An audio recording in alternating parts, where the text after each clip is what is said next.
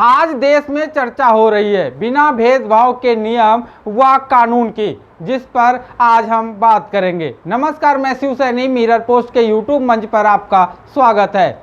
20 जून को देश की प्रथम महिला का जन्मदिन था। राष्ट्रपति द्रौपदी मुर्मू जन्मदिन के अवसर पर दिल्ली के जगन्नाथ मंदिर दर्शन के लिए जाती हैं, लेकिन उन्हें दर्शन गर्भगृह से बाहर ही कराए जाते हैं। उन्हें गर्भगृह जाने से रोक दिया जाता है। राष्ट्रपति द्रौपदी मुर्मू के दर्शन का वीडियो सोशल मीडिया पर वायरल हुआ तो लोगों ने इस पर सवाल उठाए। आखिर राष्ट्रपति को गर्भगृह में जाने क्यों नहीं दिया गया, जबकि देश के 2 मंत्री, एक अश्विनी वैष्णव रेल मंत्री और दूसरे धर्मेंद्र प्रधान गर्भगृह में जाकर पूजन करते हैं। इस बात को लेकर आदिवासी लोगों के मन में रोष तो है ही, साथ ही सवाल भी है कि हमारे समाज के साथ आज 21वीं सदी में भी भेदभाव हो रहा है, जबकि समूचे देश में भेदभाव खत्म होने के कसीदे काढ़े जाते हैं। इतना ही नहीं, जहां देश में एक ओर एक देश एक कानून की चर्चा हो रही, तो वहीं दूसरी ओर देश के राष्ट्रपति के साथ आखिर दोहरा व्यवहार क्यों हो रहा। हद तो तब ही हो गई थी जब बीबीसी के संवाददाता ने पुजारी से इस मसले पर सवाल किया और तब पुजारी ने खुद को श्रेष्ठतम बताते हुए देश के राष्ट्रपति के लिए क्या कुछ नहीं कहा। पहले सुनिए पुजारी का ये वीडियो। आए थे अपने, उनकी बर्थडे था, वो व्यक्तिगत से आए थे भगवान के आशीर्वाद लेने के लिए, तो वो क्यों अंदर जाएंगे?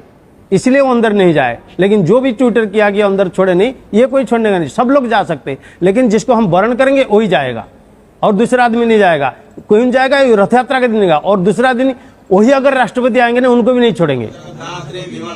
मंदिर के पुजारी ने यह भी बताया कि वो किन परिस्थितियों में राष्ट्रपति को गर्भगृह में प्रवेश करने की अनुमति देंगे।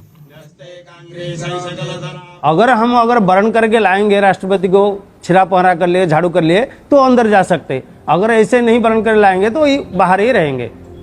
जो नियम है नियम है।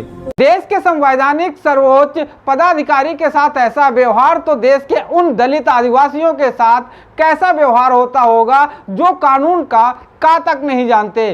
क्या यह देश के लिए शर्मनाक नहीं है? हालांकि सत्ता पक्ष यूनिफॉर्म सिविल कोड यानी एक देश एक कानून की बात कर रहा है, तो इस पर विपक्ष ने भी अपना स्टैंड क्लियर कर दिया कि आप कानून को क्यों नहीं बनाते हैं। कानून बनाने के बजाय आप थर्मामीटर से ऑटो के ध्रुवीकरण को क्यों नाप रहे हैं, क्यों ध्रुवीकरण का तापमान देख रहे हैं। तो वहीं इस मसले पर सपा नेता स्वामी प्रसाद मौर्य ने बड़ी मौजू बात कही। आइए सुनते हैं क्या कुछ कहा स्वामी प्रसाद मौर्य ने। देखिए, हमारा देश विभिन्न धर्म, पंथ, मजहब का है। सबके अपने अपने तौर तरीके हैं, उनका अपना धार्मिक परंपरा के अनुसार उनका ड्रेस कोड भी है। इसलिए अगर वाकई में केंद्र की भाजपा सरकार का कुछ करने का इरादा ही है, तो भारतीय संविधान के अनुच्छेद 38, 39, 40 और 41 के उपबंधों पर पहले काम करे, उसके बाद 44 की बात करें। अगर ये 44 पहले करते हैं, 38, 39, 40 और 41 अनुच्छेद को इग्नोर करते हैं, तो हम सोचते हैं बेईमानी है, देश के साथ बेईमानी है और भारतीय संविधान की मान्यताओं के विपरीत आचरण है। कभी भी ये स्वीकार नहीं होगा। सरकार का कहना है कि समान अधिकार सभी लोगों को मिलेगा, इसलिए कानून पास करना चाहिए।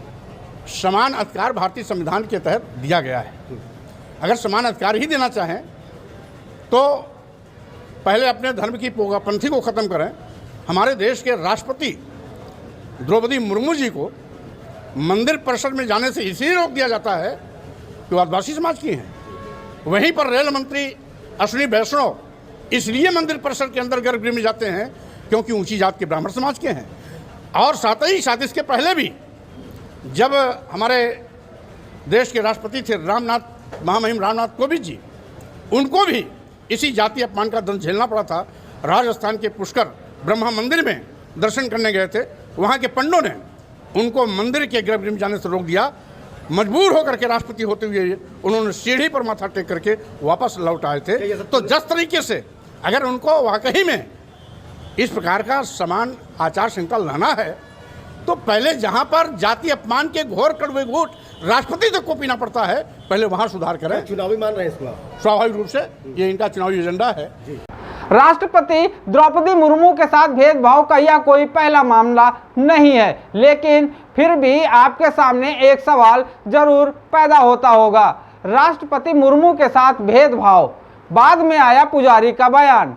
समान नागरिक संहिता की मांग और स्वामी प्रसाद मौर्य के बयान को अगर एक साथ जोड़कर देखें तो समान नागरिक संहिता से ज़्यादा जरूरी क्या है, इसका उत्तर स्वयं ही मिल जाएगा।